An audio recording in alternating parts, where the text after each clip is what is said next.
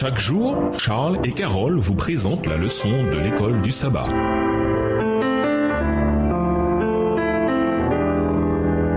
Bienvenue dans votre émission Dieu nous parle. Nous allons à la leçon de vendredi. Pour aller plus loin, nous vous invitons à lire dans le livre Patriarches et Prophètes, le chapitre La lutte nocturne, livre écrit par Ellen G. White. Cette nuit de lutte et d'angoisse préfigure l'épreuve à travers laquelle le peuple de Dieu devra passer immédiatement avant le retour de Jésus-Christ. Telle sera l'expérience du peuple de Dieu dans sa lutte finale avec les puissances du mal. Dieu éprouvera sa foi, sa persévérance et sa confiance en lui. De son côté, Satan tentera de terrifier les fidèles à la pensée que leur situation est désespérée et que leurs péchés sont trop hideux pour être pardonnés. Le sentiment de leur faiblesse sera si vif que, par moments, leur espoir sombrera. En revanche, au souvenir de l'infinie miséricorde de Dieu et de leur sincère contrition, ils se réclameront des promesses faites aux pécheurs. Leurs prières ne seront pas immédiatement exaucées, mais leur foi ne faiblira point. Ils s'attacheront à Dieu de toute leur âme et répéteront avec Jacob: « Je ne te laisserai point aller que tu ne m'aies béni. » D'autre part, l'histoire de Jacob nous assure que Dieu ne rejette pas celui qui, entraîné sur une mauvaise voie, retourne à lui par une conversion véritable. C'est en s'abandonnant entre les mains de Dieu avec une confiance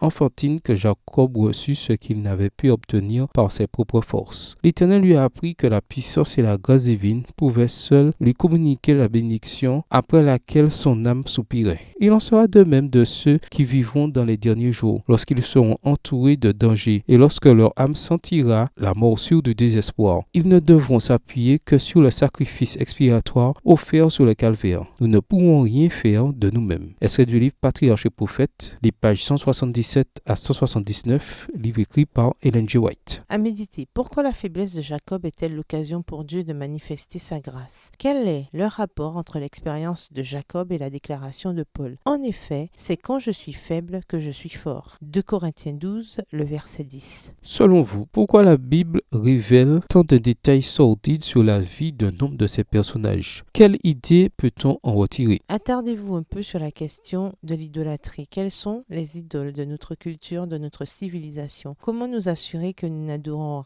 rien ni personne d'autre que le Seigneur? Au revoir. Et à demain si Dieu veut. Dieu nous parle. Chaque jour, Charles et Carole vous présentent la leçon de l'école du sabbat.